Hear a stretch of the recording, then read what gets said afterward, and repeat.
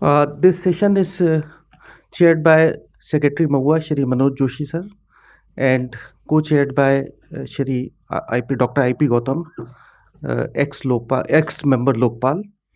And let me introduce about Joshi sir. Mr. Joshi is currently serving as Secretary in Ministry of Housing and Urban Affairs, Government of India. He has had a distinguished career, having held various significant roles in both union and state governments, spanning areas such as food processing, finance, personal, public works, commerce, industries, health and family welfare, port, transport, and much more. He is an accomplished individual holding a bachelor's degree in mechanical engineering from National Institute of Technology in Jaipur, Rajasthan. Now I will just give brief introduction of Dr. IP Gautam. He is ex-IS officer who has held key positions in various government departments and has been instrumental in implementing transformative projects in Gujarat, including the Ahmedabad BRTS, Karnataka Kankadia Lakefront, and Sabarmati Riverfront development projects. He also served as Vice Chairman and Managing Director of Gujarat Metro Rail Corporation. Notably, he was appointed as a member with the status of Supreme Court Judge of Lokpal of India in 2019, a role he fulfilled with distinction. Now we have three mayors joining us physically and one mayor from Indore joining virtually. First, we have Advocate M. Anil Kumar, the Mayor of Kochi Municipal Corporation, a lawyer by profession. Mr. Anil Kumar has nearly 30 years of experience in public service. He has a history of dedicated public service and is committed to improving various aspects of city life, including health, education, agriculture, and livelihood. Furthermore, he has a master's degree in law from Cochin University of Science and Technology, specializing in copyright law. Next on our esteemed panel is Mr. Dirk J. D. Jagger, the Deputy Mayor of the City of Amsterdam, Ouder Amsterdam, Netherlands. Mr. D. Jagger portfolio has been diverse, covering urban planning, housing, public space, transportation, bicycle, policy, energy transition, and finance. In 2014, he founded Sustainable Solution with a strong focus on promoting urban planning that encourages the widespread use of bicycle as a primary mode of transportation in urban environments. He is also affiliated with the Dutch Cycling Embassy and has actively contributed to bicycle master plans and training in various cities and regions within the Netherlands and countries like Iran, Turkey, and India. Our third panelist is Mr. Junaid Azim Mattu, the Mayor of Srinagar Municipal Corporation. He is the incumbent and longest serving Mayor of Srinagar, Jammu and Kashmir. Mr. Mattu brings a unique background to his role, having pursued his education in Srinagar, Shimla, and United States. He holds degree in finance and economics from Michigan State University, East Lansing, USA. In his tenure as mayor, he has seen sustainable development, including the extension of the 74th Amendment to the SMC and a comprehensive augmentation of the capacities and function of the Srinagar Municipal Corporation. Furthermore, he has actively involved in the Srinagar Smart City implementation and has contributed to cities transformation, blending modernization with prevention of its rich culture and architectural heritage. Lastly, we are delighted to have Pushmitra Bhargav, the Mayor of Indore Municipal Corporation. Beyond his role as mayor, Mr. Bhargav has an impressive legal background, having served as an additional Advocate General of Madhya Pradesh High Court, Indore Bench. He holds an MPhil in law and LLM in business law. He is deeply committed to inspiring the youth with a sense of patriotism and national service through organizations like Yuva Jagrat Sangathan and Sangmitra. He played a pivotal role in leading the Kana River cleaning scheme. He could not come for this session physically, but he is joining through VC. Uh, Now we are concluding this introductory session. Now I would request Dr. IP Gautam to take over and invite our chairperson for his opening remarks. Thank you.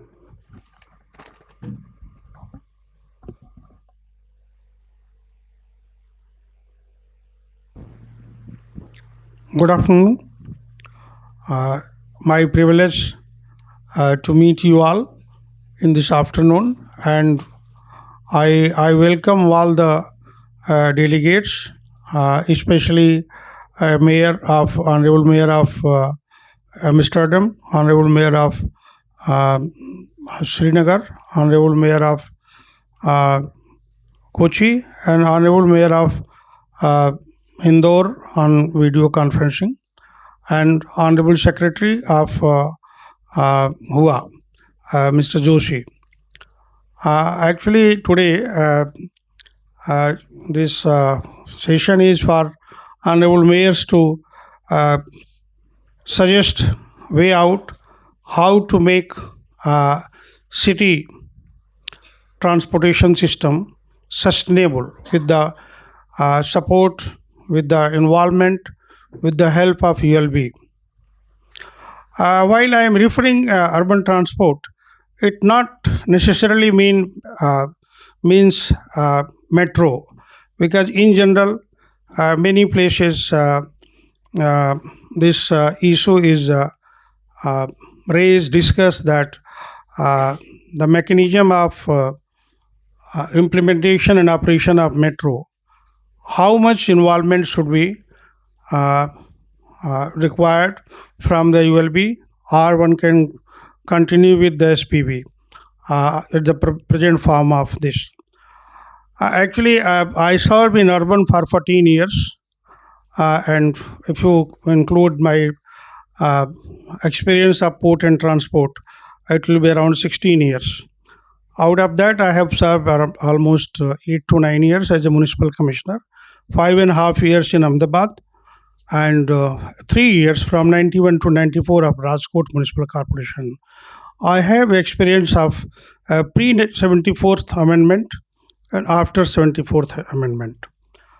Today, let's we department has received all the questions read by honorable mayors. Basically, the basic theme of all these questions, that how to make urban transport sustainable in the city, and uh, let's discuss this issue. And as far as uh, implementation of metro and metro rail companies, how one can involve this in the whole system, the municipal corporation, this could be taken secondly. So I would like to request Honorable Mayor of uh, Kochi. I think he has a uh, flat. Huh? So no. Huh? Okay, but okay, but he's not putting. Okay, so then let's request our secretary to set the benchmark of this. Thank you, Dr. Gautam, Mr. Junaid, Mr. Jaigar, Mr. Anil Kumar, and Indore Mayor, friends. The different cities in India have different systems. Some have a lot of role in transport, some have very little role in transport. Cities like Indore and cities in Gujarat, Maharashtra, they have a lot of role in running buses in the city, while a large number of cities in India, they don't have that role. That role is played by state government or a regional transport authority in what buses they sanction. Uh, but there's one area where the last mile connectivity is one area where cities always have a role.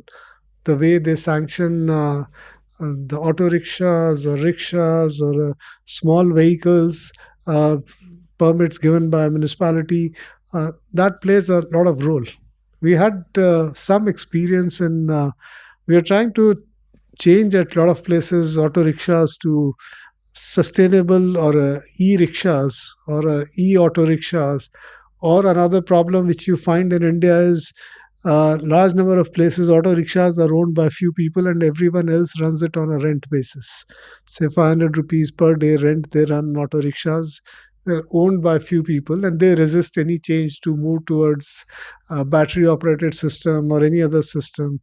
Uh, we tried that in Amritsar. We tried with funding from our side. We tried in few other cities. That is one area I think corporations can play a lot of role in empowering the people who run provide last mile connectivity, in them owning the vehicles and movement of those vehicles from diesel or CNG or LPG gas or petrol to a more sustainable fuel.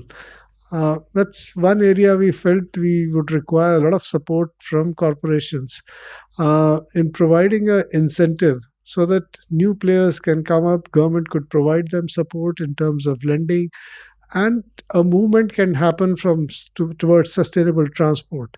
But sustainable transport is something very, very important, and look forward to interventions of all the mayors, particularly mayor from Indore has the city does a lot of role in transport. Look forward to hearing them. No, what I feel is that even when Mr. Moho Secretary is speaking, I don't know why he was looking at me, and he was telling about auto rickshaws, because he knows how auto rickshaws run in Kerala. So what I believe is that it is the number of agencies that actually start working inside the city. And now we were asking the mayors to make a policy so that you can give a helping hand for them to bring about a transformation, like bringing e-auto rickshaws. I will simply tell an example. It is true that is why all the mayors are here. It is true that the mayors can do a lot. And with 73rd and the 74th amendment is there of the constitution is there, we are empowered to a certain extent. And specifically the state from which I come, that is Kerala, which has done a lot of devolution and where even people's planning is also there. I believe that cities can do a lot. I'll tell you one example, that with the help of an external agency in the Ernakulam market, that is in Kochi, we gave some e-auto rickshaws for the cargo movements. We gave only 20. But I'll tell you very proudly that now the numbers has tripled to 90. They themselves started purchasing it. So it has become a game changer. We also gave away electrical auto rickshaws also. And we in fact form a society of the auto rickshaw drivers, because he was in fact telling about people hiring the auto rickshaws for 500 rupees a day and then doing it. And together with the Kochi Metro, we started an auto rickshaw society, which is fully owned by the auto rickshaws drivers themselves, elected democratically between themselves, so that it could be formalized very easily. The problem is that you have a lot of agencies working. Now, our moderator was specifically on SPVs. My answer to an SPV is that, see, what is the role of the municipal corporation inside an SPV? I would suggest an SPV. You can take the case of Metro itself. You can have a SPV just like the SPV that is running today. But the city government should have a larger stake in the board or the SPV and the administration of the SPV. Only then we can make transformations. See, this is not a personal opinion, because personally I feel very easy working with DMRC, with KMR and all that, with Kochi Metro Rail. But I believe that it should be formalized. So the role of the local governments in planning, implementing, running the metros, running the auto rickshaws, running the bus, it should be increased. This is the initial point I will have to make. Thank you.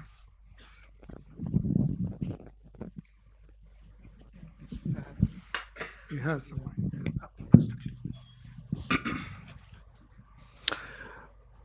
Secretary Mahua, Shri Manojji, IP Gautamji, the Honorable Fellow Mayors on the panel, the Honorable Mayor from Kochi, Indore, and the Honorable Deputy Mayor from the city of Amsterdam.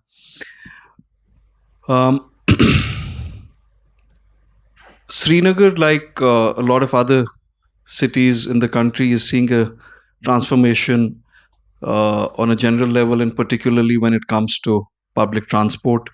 The city of Srinagar, through the Srinagar Smart City Corporation Limited, has just introduced 100 e-buses, low platform e-buses, to the city of Srinagar. We're emphasizing on water transport as a sustainable mode of communication and transport.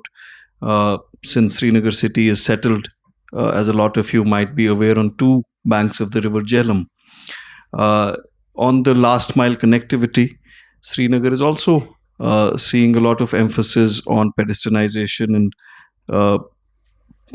specific and safeguarded bicycle tracks around the city. And e-rickshaws as a national phenomenon, now a very rapidly growing sector. We are seeing an emphasis on e-rickshaws as well. But as far as the topic of today's session is concerned, how do local corporations, city governments, and how does the concept and the mechanisms of urban governance help in making public transport and the new innovations in public transport more sustainable? One of the things that city governments can do, if truly empowered in the sectors of public transport, is to make public transport feedback driven.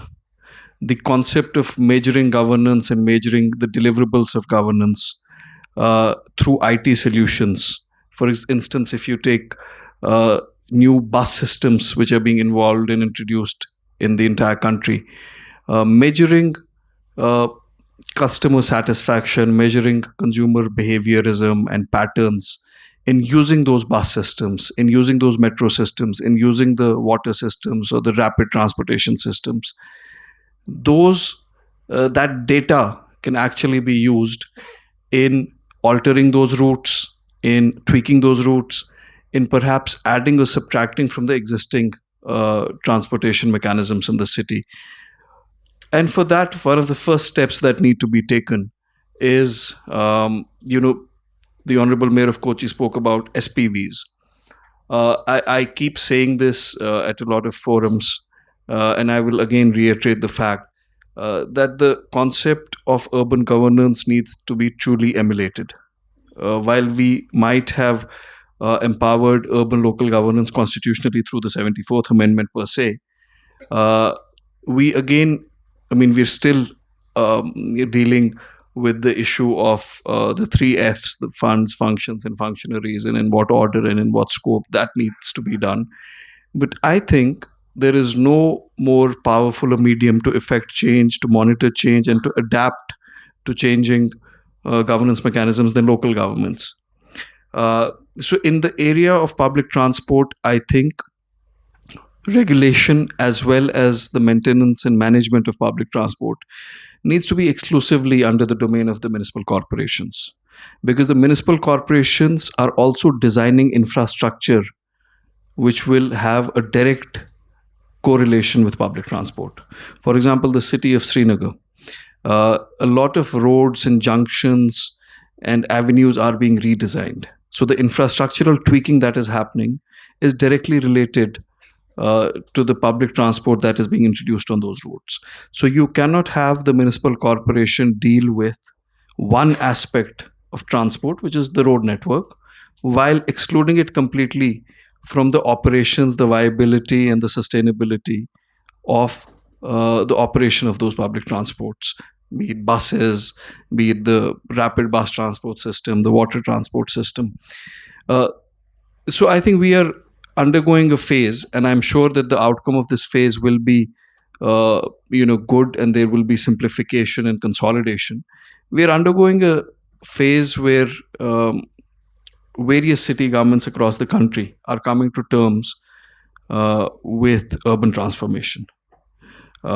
And specifically in the context of public transport, again, be it railways, waterways, bus systems, e-rickshaw systems, if we are able to ensure community participation and involvement and make these systems feedback driven, data driven, we will be able to sustain them both economically and sustain them in terms of the infrastructural interventions that we need to make these new modes of public transportation successful. Thank you.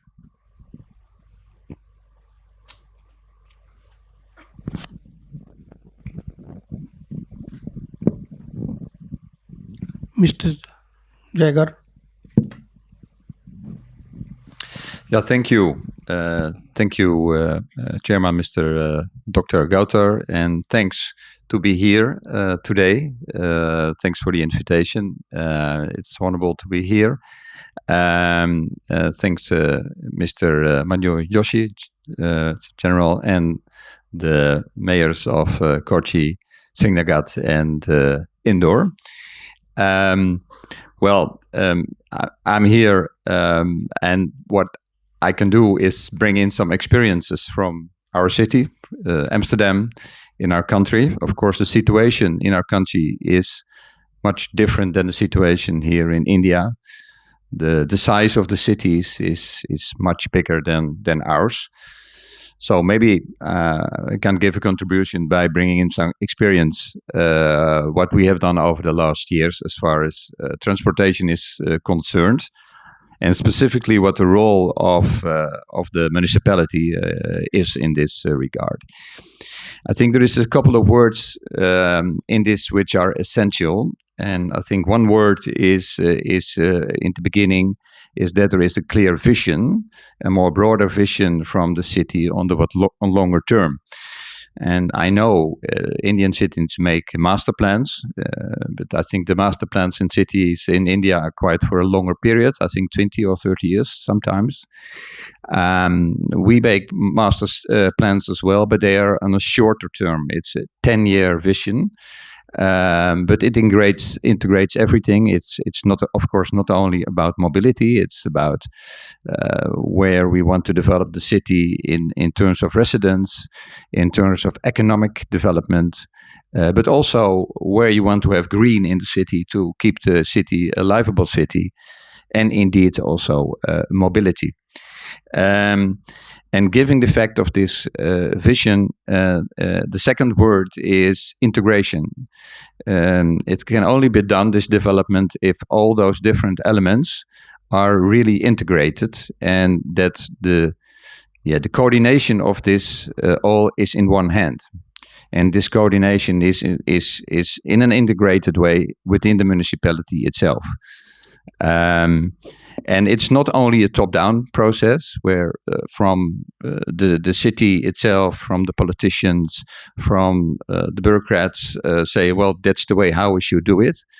We learned also that participation from the different stakeholders and participation from the people who use the public transport, who use cycling, who use cars, are also very important to get it involved in the development of your policy, but also in the execution and in the implementation to make sure that this will happen in a good way. And coming back to the mobility, well, in our city, as you might know, cycling is an important role. I heard yesterday and today also in different sessions that, having the fact that your metro system is really extending, and from my point of view, I'm very impressed by the way how fast India at the moment in the cities is developing the metro. which is very good. But now the question also comes up with the first and the last mile. If you arrive somewhere after a metro, how I come as quickly as possible to my destination, and how long it takes when I start from my origin to my destination. How long is it, and how many times I have to change from a mode? And so therefore this strategy is very important to get this time as short as possible, and the number of times you have to change as short as possible. Well, our experience is that besides you have here rickshaw and other modes of transport, that the bicycle is a very good mode of transport. It's an individual transport. It means you can be very flexible from where you come and where you go. It's very cheap as well. And it's healthy, which I think is also something which we all need. The only thing is, it needs, of course, also a very good infrastructure. That it means that it's safe and you feel comfortable to reach your place. Dus it quite needs some organization, an integrated approach through public transport and cycling. And I saw already some initiatives in India on that field. But also there, the role of the government in to organize it and make sure that there is safe cycling, that there are good, reliable cyclables available. There is good parking facilities in relation with good public transport, which you already made, I think, a lot of progress, is an essential role in my point of view to get the things done where you really want to do so there. Going back on the experience in Amsterdam, we need also other instruments for this, and finance is very important. So we have the fact that there is an parking in the city costs something. It's not for free because the public space is very vulnerable. So if you want to park, you have to pay for it, and it's quite something in Amsterdam. I can tell you at the moment. Which means that only the ones who really need to be in the city will come there. But the income out of the parking will be invested immediately in new public transport, in infrastructure, etc. And the people of Amsterdam knows that if you pay for parking, it's directly invested in public space, in public transport, etc. So there is a certain, of course, nobody is happy to pay for the parking, but they know it's also for a good goal to do so. A second is that, of course, out of the land lease, money comes, and this is also a closed system within the municipality itself. So the municipality, the government, can invest in city planning, in public transport facilities, in everything which is needed to develop the city. And I think a third instrument which is very important is everything has to do with land use and the juridical instrument to make sure that you can steer as a city also on where you want to build what kind of functions. Which land you want to stay open for green or for other facilities. So, and financial and juridical instruments, beside the fact that you have planning, have been, in our experience, very important preconditions to make sure that you can plan the city you want to create.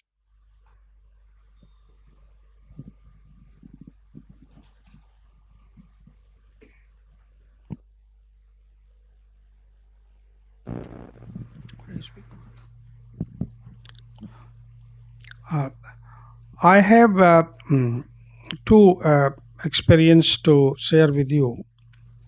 When we started BRT in Ahmedabad in 2006-7, Ahmedabad is city, they are running BRT 115 kilometer or so. BRT like system can't be done other than a municipality, a municipal corporation.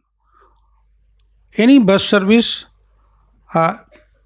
it's because you are taking roads and public roads from commuters, and a lot many public consensus, public consultations are required.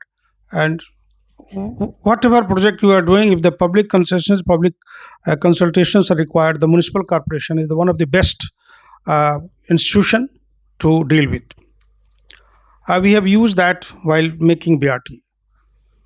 And when in 2014, in same city, I was asked to make work for Ahmedabad Metro, Gujarat Metro Rail Corporation, as a managing director. Then route was, of course, it was suggested by DMRC, but lot many changes was done after consultation with the municipal corporation. So we had involved municipal corporation from the beginning at planning stage, and wherever necessary, they have supported land, parking places, or other space for uh, depot, or lot many other facilities they given. And this whole process expedited in the implementation of the project. Another, when in 2018, we were making DPR of Surat Municipal Corporation, Surat Metro Rail. DMRC was our consultant, and Dr. Mangu Singh has camped there for 2-3 days. He has several round discussion. I had several round discussion, but we failed, and our DPR was returned back twice because people were not convinced. They have one objection or another objection. Then finally, the present Commissioner of Municipal Corporation, Ahmedabad, Mr. Thinnaration, was the municipal commissioner, and I sent this DPR to him that why not you consulting your body, all councillors, and take their suggestion. And if some changes are possible with the whatever technical studies are done, because that Surat is black soil, this base, and it has lot many variations in one place to another place. So certainly we had to consider that. But it was very handy. The DPR, which was pending for approval for almost 1.5 years, was clear within 2-3 months with the involvement of the municipal corporation. Of course, as Honorable Secretary Joshi Sahab has already indicated, that Gujarat, Maharashtra are many places where municipal corporations are having a different role, and many states where either a 74th Amendment was not implemented in toto, or in different form. There may be slightly variations, but for any urban transport system, the municipal corporation role is very crucial. As far as this DMRC model is concerned, for as Anil Kumarji has suggested, and that it was discussed many times. The model is, but state government is free to give some space from their share to ULB. There is no ban. And when I am referring Surat, when Surat we sent the DPR, even municipal corporation told, they requested that they are ready to give 5% of the equity if needed. So of course they are quite rich corporation at that point of time, and still they are a good corporation in financially.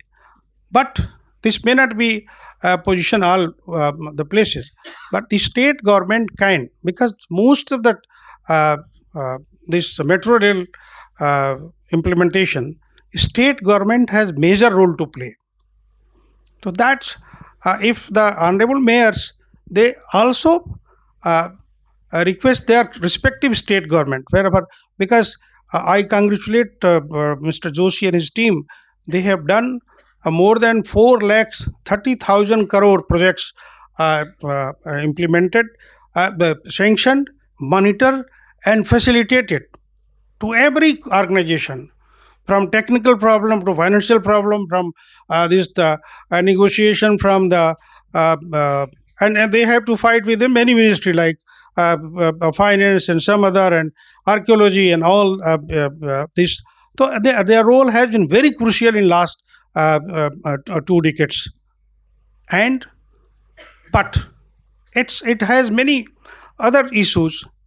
So better that if state governments are coming forward to spare some space in their board wherever it's possible, then one can this could be a way out. As far as remaining urban transport system like a cycle track, last mile connectivity, it can't be done without municipal corporation support. So that's very essential, as Mr. Joshi also pointed out, and all three speakers have uh, uh, emphasized on their suggestions that the last mile connectivity has to be uh, uh, created. Whatever expenditure we are making for urban transport, unless last mile connectivity is successfully implemented, the fruit of the whole investment can't be utilized by the public at large. So that I wanted to make this point. And acha, okay, sorry. Oh, I couldn't. Okay, now I am giving this mics to Honorable Mayor Indore.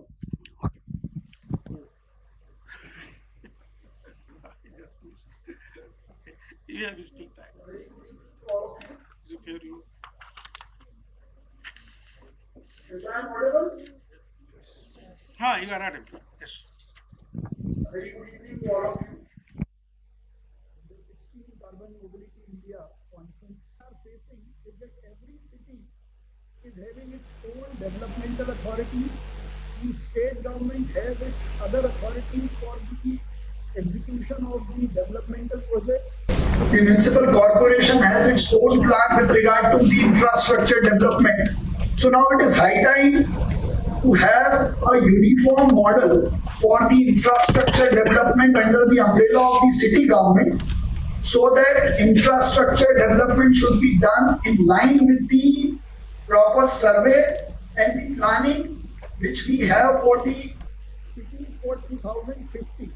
As Indore has already made a survey and plan for the traffic for 2040. But the challenge is that the infrastructure development is not in the hands of the local government. Therefore, this conference is raising a very good and important point with regard to the role of municipal corporation. So the infrastructural development should be in the hands of the local self-governments, as it has been rightly pointed out by the two speakers about the 73rd and the 74th constitutional amendment. But in real terms, that power still needs to be handed over to the local self-governments. Not only this, Indore has given the best models of financing mechanism, may it be the net cost or the gross cost or the viable gap funding. Indore is also, the Indore Municipal Corporation has started its Mayor Pass Yojana, which has increased the number of commuters. The initial BRTS was of around 123 kilometers. We were able to execute it for around 12 kilometers. So that planning needs to be implemented in its real sense. Now we have already come up with the metro rail also. The e-rickshaw issue and the project is being implemented in its all true senses. But the challenge which we are facing is on the end-to-end mobility or the last mile connectivity. All modes of transportation are on the open roads, which is causing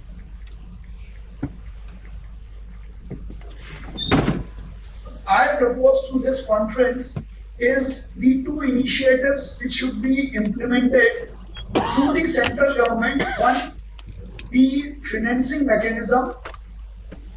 Now, infrastructural development, the planning of 2050 for the implementation of public transport. So taking it and connectivity. So these three suggestions should be taken into consideration from Indore.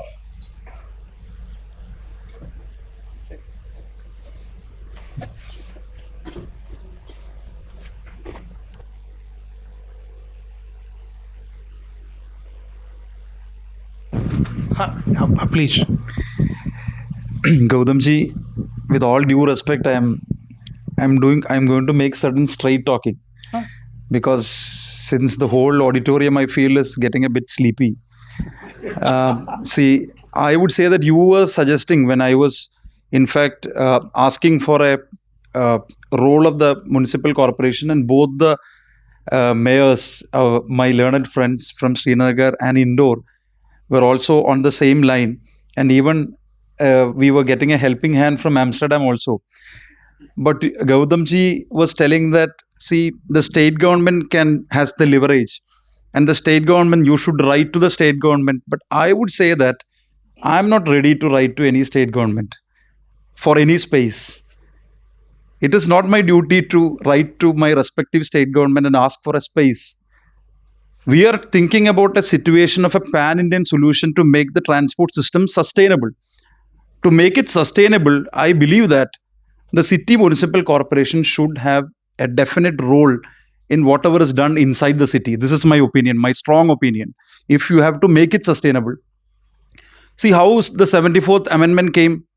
Was it done at the regional level or the state level? It was done at the national level. And when it was done at the national level, we have the municipal corporations and the local bodies empowered. That was a decision by the government of India. And since Sri Manoj Joshi is here, I believe that a positive role will be taken. And I can see him smiling. So I believe that something will be done. Actually, you should give a better clap. Yeah. So this can be done. Secondly, specifically, I am going to the specific answers. See, systems. Just before the session started, we were talking about the systems. And he knows about the systems of specifically if my government, he knows what is the system there. See, I believe that the SPV is functioning much better. If you take Kochi Metro Rail Corporation, I believe that the SPV functions much more, efficiently, because you have professionalism imbibed into the whole system. You have the water metro coming in. So what I believe is that the SPVs should be there because the smart city is also functioning because it is working independently of the municipal corporation, but the mayor is there inside the board of the SPV of the smart city. So what I believe is that there should be an SPV, but inside that SPV, the local government should have a better say. This is my point. So that the functioning of the municipal bodies is also going to increase. Third is, even though the funds are there, the demands is rising like anything. So I believe that there should be a viability gap fund to see that the system is in place. Fourth, I fully support the view that was, and I endorse the view that was put forward by my respected mayor from Srinagar when he was telling that technology is also something very important. Finally, there should be a policy. Even though there are many agencies that are working parallelly, there should be a unified. We were the first Kochi Metropolitan Transport Authority, I believe, after Singapore and London. We were the first place to start. But I don't want to hide the fact that it is not working. I don't want to say that everything is working perfectly. It does. It didn't. Yeah, no, yeah. So it is to be made working in a more efficient manner. So if these systems are there, Mr. Manoj Joshi was asking me whether we can have a better policy so that the mayors also intervene and make the last mile connectivity also in a better shape. So if these things are also put in force, I believe that the cities can perform in a much more efficient way. Thank you. Agree whatever you have said. No problem. but I as I have worked with the municipal corporation, state government, and just because of course if government of India is coming the policy, and asking state government, that will be also helpful, whatever you are saying. So that I'm not saying that it should not be done. And I accept this fact that no urban transport or urban mobility program can uh, succeed unless the people of the city are involved, and people, you are the representing people there. So now Joshi sir will some question or now uh, some questions.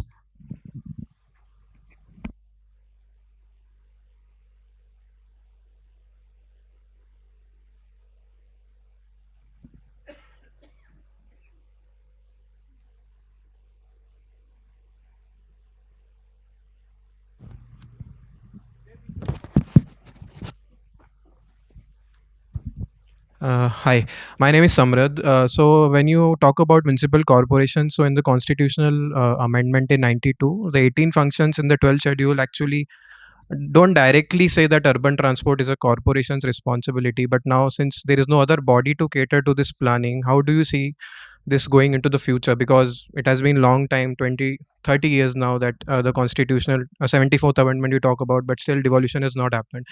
And now sitting in 23, we have to look at emerging technologies. So let's say a few corporations in Maharashtra have transport cells within the corporation, but not all municipalities in the country have some specific core expertise in the transport. So how do you see that emerging in the next few years in India? Anyone in the maybe Sir Manoj sir, you can answer on that. Well, nothing prevents a municipal corporation from running a bus service. The only regulatory part in bus services is dealt with Motor Vehicles Act, which establishes a state transport undertaking authority and a regional transport authority, which gives the bus permits and gives the bus timings and all. So, say Cochin or Srinagar, nothing prevents them from setting up an SPV the way Maharashtra and Gujarat municipal corporations have done and running the bus service. Only thing is, there is a viability gap funding issue. Most of the public transport is run on losses, and most of our municipal corporations, barring say Gujarat, Maharashtra, they run on heavy losses. They find it difficult to pay salaries. So I think if it would be very good if corporations run the buses. After generating more revenue, or they can run the bus service in a way that it does not incur losses. Say net cost model, NCC model, net cost model, where private operator comes and runs the buses and collects the fare.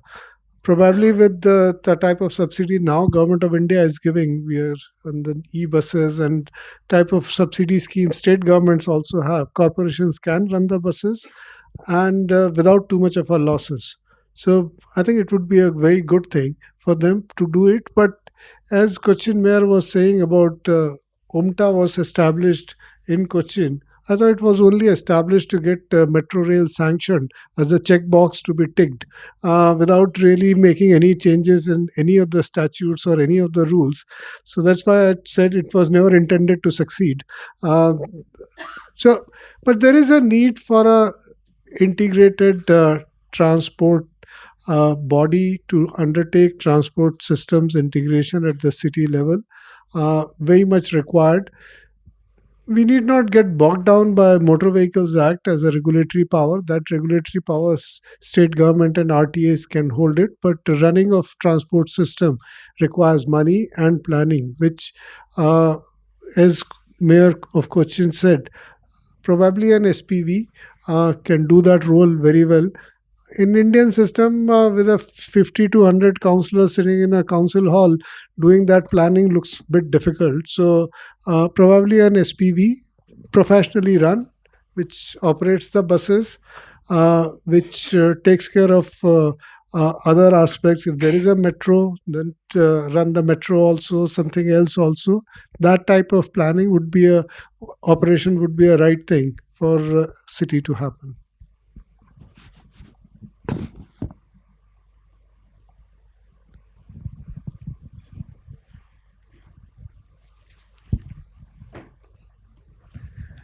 My name is Abhijit Sarkar. I had one very primary question about the way the SPVs have been formulated. Now, the SPVs that have been formed are mainly operators. Now, do we get stuck with a particular mode if we set up SPVs? Would we want to look at an alternative where there is a program manager appointed by the relevant authority, whether it is the city or the state government? That was one question. And one short query to the Honorable Deputy Mayor of Amsterdam. We understand that following the World War, there was a great increase in the number of personal motor vehicles. And how did you fight that? Because we are in a situation where we are also going the way of complete automobile dependence. So how did you get out of that and center the pedestrian and the cyclist? I mean, if there are any insights.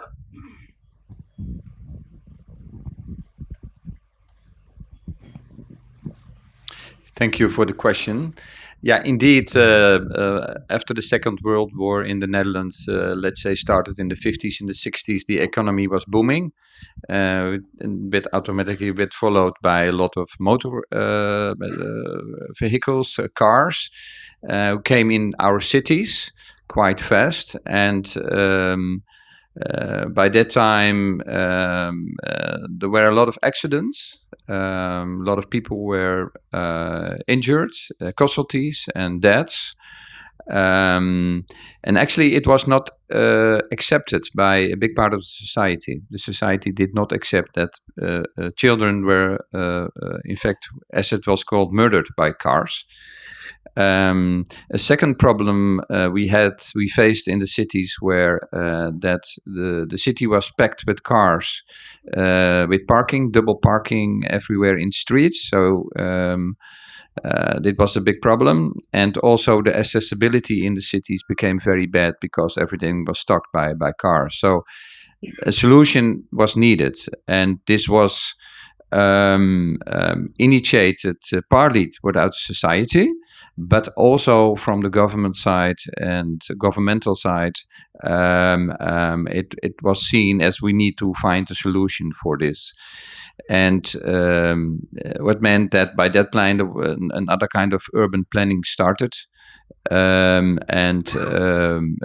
shift was made that within cities, actually, the first mode of transport is walking or cycling, public transport, and then we get the car. And of course, it took us 35 years to make this transition from being a more car-oriented city to what I would call, in the meantime, call a human-oriented city, where the human being is central within the city, as far as walking is concerned, as far as cycling is concerned, being in the public space. And I must say, by doing this over the years, the quality of life within the cities really improved. The air quality improved, the accessibility improved. And also from an economic point of view, the real estate, the value of the real estate really went up because of this, because everything was so improved. Which means that some of our cities are a bit too popular at the moment. There come so many people to the city, so we face almost a new problem how to solve this. So at a certain moment, there was a change, but this was not only from governmental side, but also within the society. People did not accept anymore that their children were died or people got sick, etc. So this was a double, it stimulated, both things stimulated each other.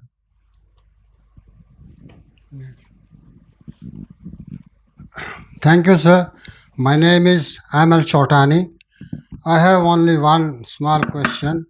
My friend suggested that 18 function listed in the 74th Amendment Act doesn't specifically mention anything about transportation. leave aside urban transportation. So that issue has to be sorted out, one thing. Second thing, sir, I'm basically town planner, having 50-year experience. When the development authorities were created, there was a representation from the municipal corporation, from the councillor or mayor or whatever it is. Similarly, we can have representation of municipal corporation, whether it is a board of directors of metros or any other transport agencies, so that their involvement is right at the planning stage. Now, when you are doing the route alignment, they have a better, perspective of the city, so there they can help it.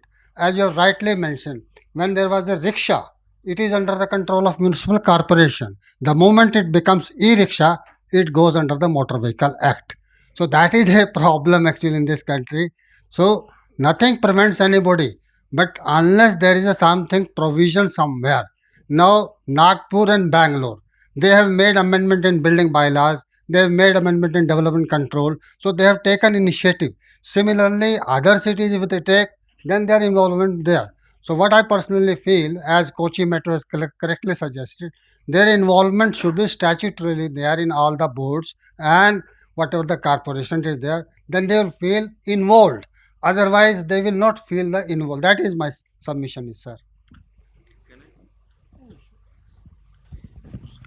I would second what the Honorable Mayor of Kochi said, and obviously second what you said. But I would, be more specific about the fact that, as mayors, I think all of us have realized this thing, and I think we should be more expressive about it. That we should not see elected local bodies as adjunct stakeholders.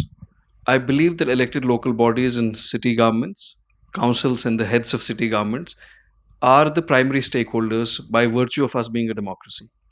How we currently operate our systems, despite the 74th Amendment, is that we see local bodies and their chairpersons as adjunct stakeholders. If you look at the SPVs of the Smart City Mission as well, I think for all the great work that Smart City Mission has done across the country, it has come at a direct cost of disempowerment of municipal corporations. While most of us are advisory board members to municipal corporations, we have almost little or no say in the planning or the design of projects or the implementation of projects.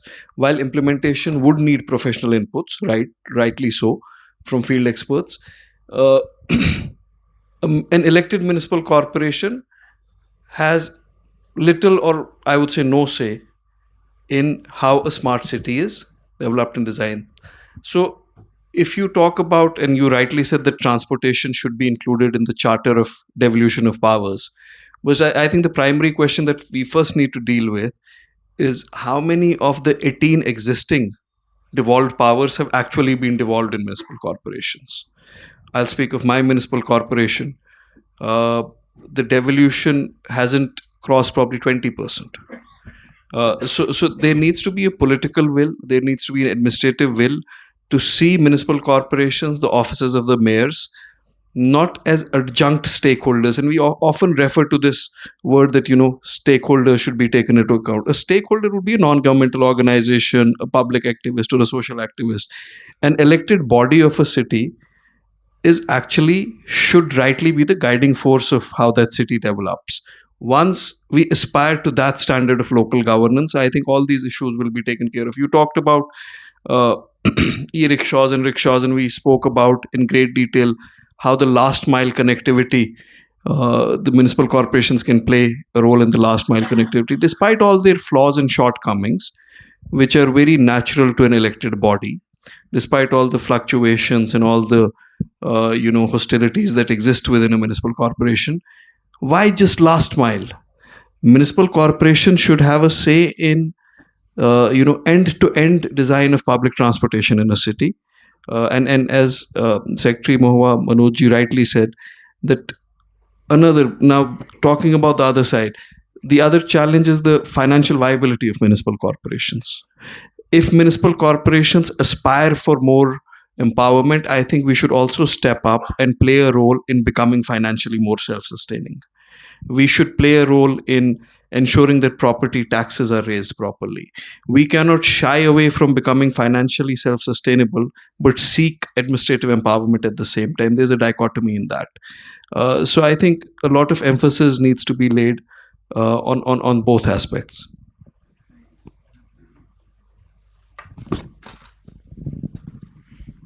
I want to clarify one thing that Manoji has just told about the KMTA. No, my understanding is that it was not the lack of legislation or anything in it not performing well. The problem was that again, the chairman of the KMTA is the transport minister. The vice chairman of the KMTA is the transport secretary.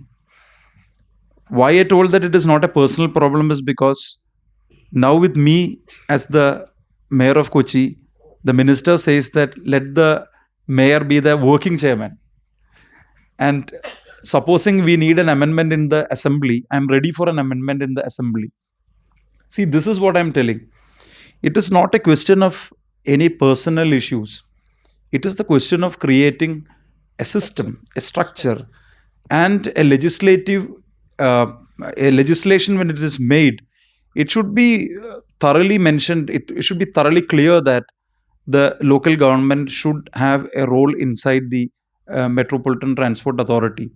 Now, just imagine a city municipal transport authority which is going to be headed by a minister who has lots of functions to do as a minister in the state.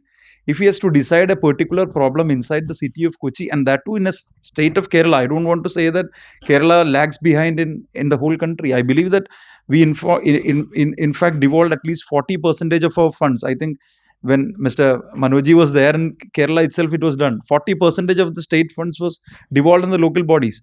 But even in such a state, I believe this is happening. So that is why I told that the authority should be there. Secondly, as rightly pointed out by the worshipful mayor from Srinagar was telling, it is also it's also a responsibility of the city governments to see that um, the collection from the property tax, the self-sufficiency of the municipal corporations, it has to get increased. There is no doubt about that. So that willpower should be shown by all of us also. We should be self-critical also. And on another thing also, I want to make a comment about what respected deputy mayor from Amsterdam was telling, that we need a public policy. He was answering to a specific question as to how after the Second World War they started moving out of this problem. So there should be a policy in nationally itself to see that public transport is given more importance, cycling is given more importance, private vehicles have to be what do you say discouraged inside the city. uh, he in fact mentioned about a innovation that they were collecting parking fees, and this parking fees was specifically meant for strengthening the public transport system. I think India also, the Indian cities can also think about that. Thank you.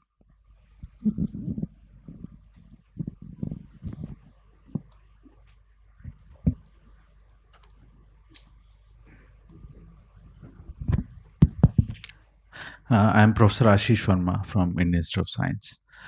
Um, I think with respect to delivering sustainable mobility from a governance point of view, I see four key challenges that needs to be addressed.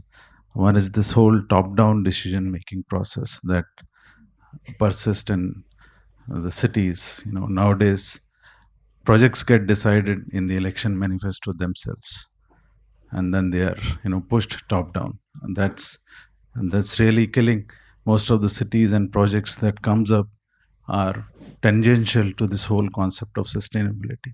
Second is this whole fragmented governance of urban transport that we have in cities, and we do have these unified bodies, as all of you mentioned, but they are all toothless, without adequate powers and without having the function to bring every urban local body on the single table and make them do what is holistic for the city. Third is the lack of technical capacity among urban local bodies. There's a huge dearth of technical capacity for them to be able to even handle and have a holistic vision for the city.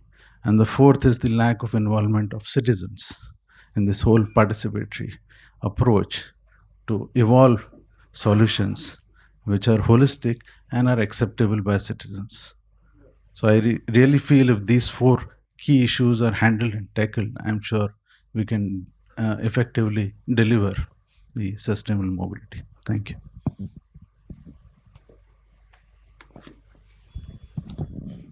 Thanks for your suggestion. I just have a suggestion. I think the municipal bodies at the and the urban local bodies are way too overburdened with the commitments they have towards providing other urban services in terms of sewerage, water supply, etc. To really focus on looking at the needs of urban transport and mobility requirements in the city. So until and unless there is a policy or a directive which is mandating them to really do that, not too many states would come forth, because as it is, municipal corporations are debt ridden. They have a huge capex to fund for in terms of all infrastructure financing. So until and unless they are really given a mandate, I don't think people are going to step up to the real task.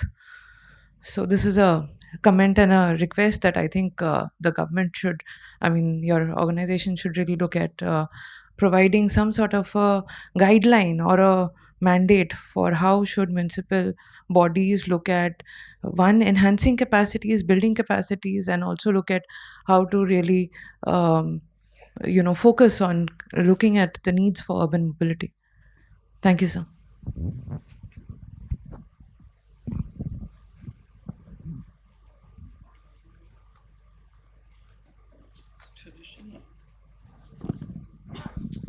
Thanks for your suggestion.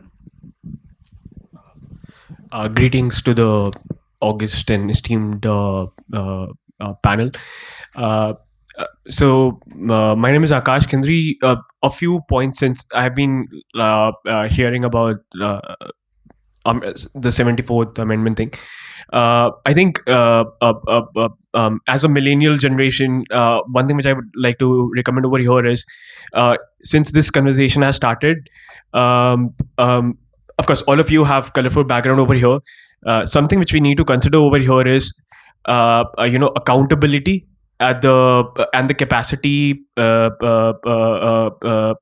ULBs in the first place, right? So, for example, it's high time now that the eligibility criteria of people standing up to ward level election has to be updated. Apart from that, if you look at ULB level accounts, right, their balance sheets, the budgets are structured very well. The fund numbers from which it flows, right? So all those things are pretty perfect. But since people who are advocating for a devolution of power to the ULBs, right, as citizens, as millennial class, as I can vouch for this globally, millennials actually feel very ostracized to the globally run octogenarian led world order, right? I mean, like the old folks right now, although they are very kind of like credentialed, there's like 2 generation gap. And so there has to be a lot of oversight. So just for the Indian context, a lot of oversight in terms of any kind of audits or enforcement directorates, right? Those charge sheets, even at the ULB level, and the capacity and accountability also has to be taken into consideration. If those people who are lobbying and vouching for such a criteria wherein the devolution has to be taken place in an expedited manner, I'll strongly push back to really consider about our capacity building at the ULB level, wherein those people are willing and able to stand themselves to be accountable. And there's also another concept of the way CTC and salaries are engineered, right? So in order to kind of like promote wrongful activities, so those things could also be revised in order to promote fair compensation and bring in experts for shorter duration. I'm like, that's all I want to say. Thank you so much for the opportunity.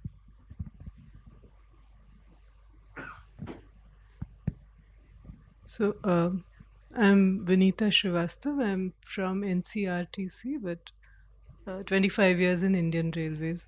So I want to remind the millennials, this is just a comment, that from Kochi to Kashmir, the Himsagar Express was brought in by possibly an octogenarian now in 1979 by a demand in Parliament.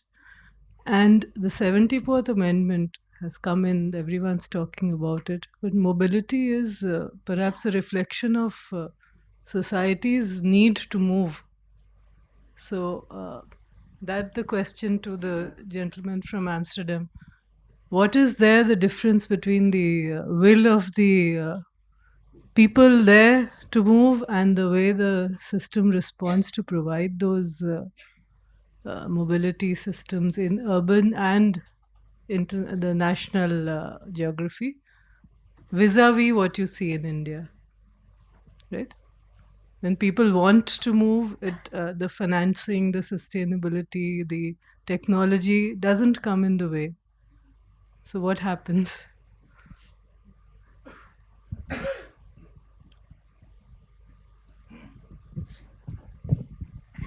Thank you. If I understand your question quite well, is why also from not only the government side but also from the population get a certain, let's say, understanding and support to step over specifically in the cities from using less the individual cars and move more to public transport, cycling, etc. Well, I think it's a combination. I try to say it's a combination from one side that there is from the government side quite strong policy. And within this policy, there is what I always say: there is one hand is the honey, and the other hand is the stick. And you can't do the things without the stick. And the stick is, for example, I mentioned it already, quite high parking rates. The other thing is, if you have an apartment in the city, you can have for the maximum years ago 1 car for an apartment, not 2 cars or 3 cars.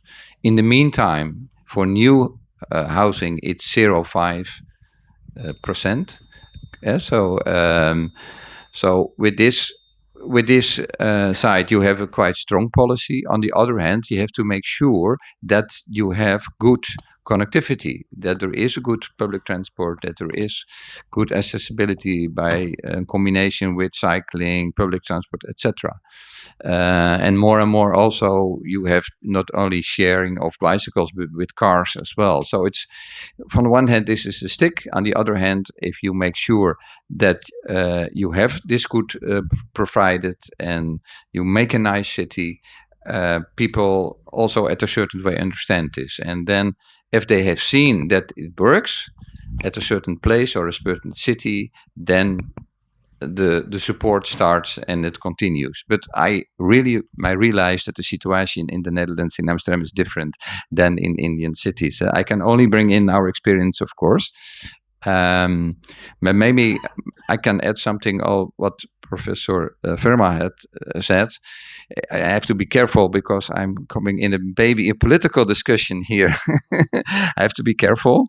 But only thing I know, if we would not have had, as a municipality, the responsibility and the mandate to have an integrated policy on housing, on mobility, on all the other urban planning, if we not have had also the financial possibilities as an instrument to steer on this, if we would not have had the juridical instruments to steer on this, and if we would not have had the way of working with getting stakeholders, but also civilians, people involved, participation, we never could have happened. I know for sure that we could have had this development. So all those things were preconditions to get then where we have developed. That's our experience, at least.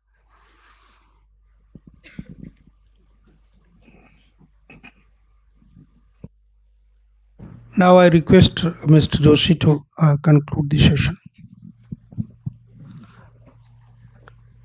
There's a general saying that what isn't broke, don't fix it. There are few things work very well in our country.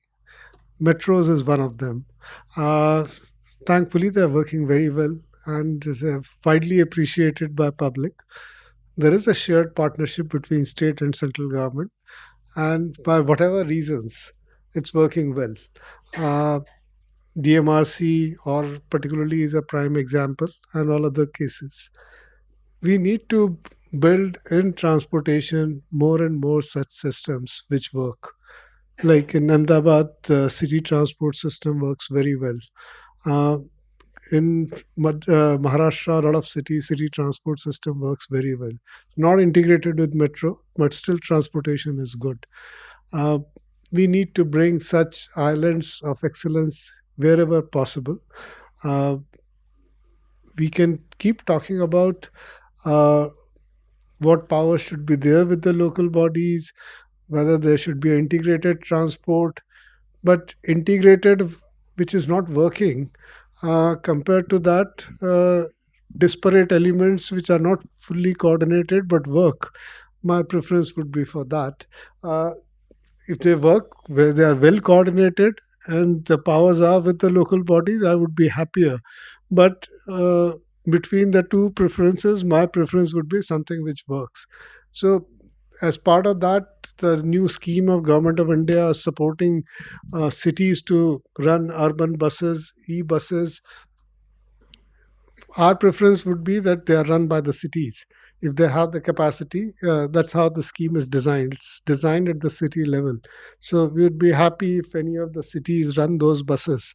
With funding support from our side, we would provide IT support. We would provide support for ITMS, for AFCs, for anti-electronic digital ticketing, procurement of buses, fully support we would provide. It's up to the state or city, whoever picks up the uh, mantle and run the buses. Similarly, for other modes of transport, I'm very happy that Srinagar is doing uh, now boats system, which was very disparate individual boats, but an organized boat service. Cochin has done a very organized boat service. Whichever system we can make it run properly, I think that would be a great thing. As Deputy Mayor of Amsterdam said, uh, public transport depends a lot on how expensive and difficult you make the private transport. We have in Delhi city also, in congested markets, we have multi-storied parking lots which are lying empty because who would make an effort to go and put the car into a multi-storied parking lot when you can park it on the road? Almost 10 rupees parking fee someone comes and collects, whether legally or illegally, but the parking is much easier, so you need enforcement. I think you public transport promotion requires enforcement on parking. We have to make it difficult for people to use, particularly in the heart of the city, private transport. Then only public transport people would shift. And in public transport also, we have to take into account there are two sets of people. uh, there are people who can afford private transport, cars and all. There are people who shift from two wheelers to public transport, and there are people who don't have two wheelers. The workers, they need to go to for the jobs which are 15 kilometers, 20 kilometers, or 10 kilometers away. So there are different segments in public transport, and we have a challenge in our country. How do we price all the segments? How do we provide a comfort level which each of the segment wants? But we can't have a dual pricing. So what is the viable level of pricing to make public transport affordable, as well as something which everyone can travel in? And that is a one big challenge we are facing. In metros also, we are facing this challenge. We're not able to increase fare, and without increasing fare, they are incurring losses, which the state governments are bearing. The buses also have the same challenge for our cities. that if you provide free buses for people, then probably if you require 10,000 buses, you can provide 1,000 buses. Should you provide 1,000 free buses, or should you provide at least 7,000 buses where you charge reasonably? Citizens in this country want good services. They are willing to pay for it. The problem is willingness to charge. Willingness to pay is there in our country. Willingness to charge is a problem.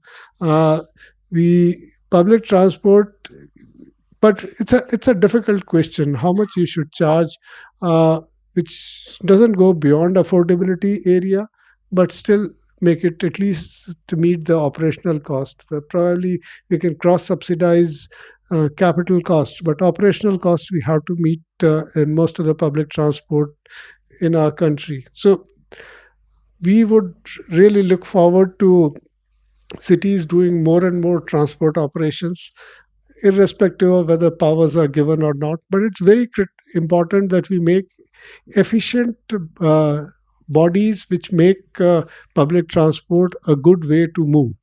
If they are not very efficient, then running off any of these transport systems is not easy. It's a difficult task.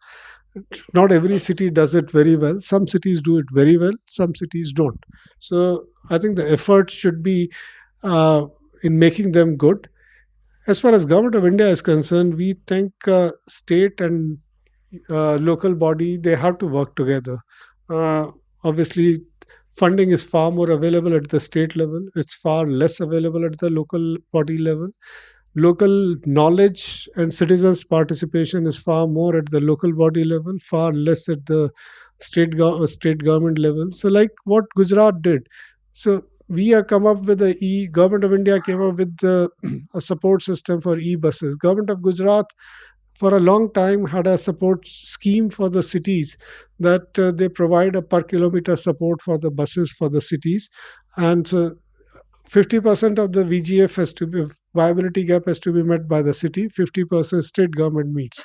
So it's a, and they, and I think it's there for last 15, 20 years or more.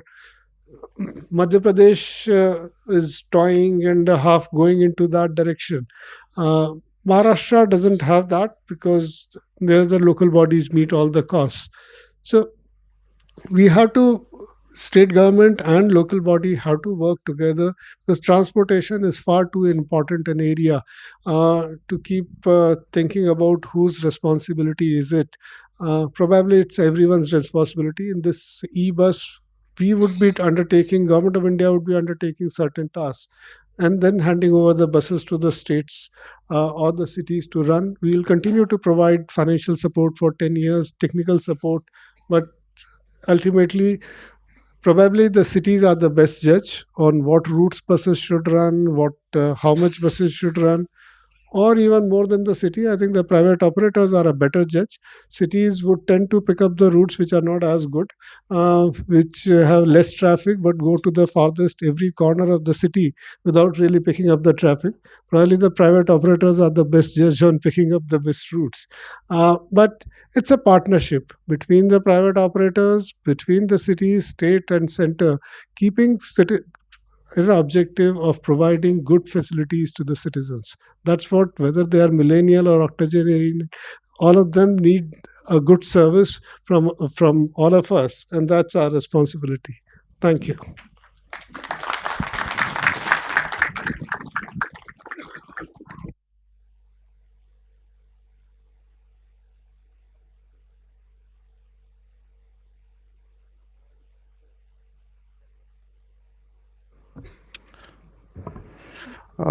Now I request chairperson to present mementos to the panelist.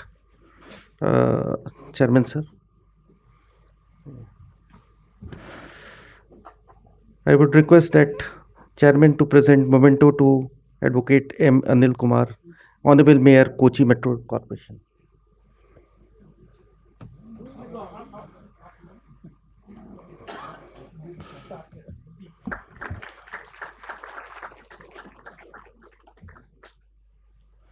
Now I request chairperson to present memento to Mr. Dirk D. Jagger, Deputy Mayor, City of Amsterdam, Netherlands.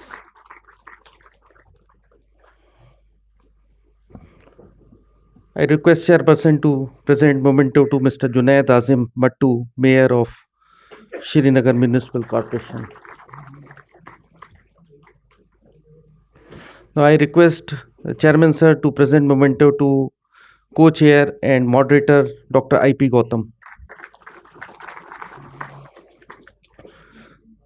Now I request Dr. I.P. Gautam to present memento to the Chairperson.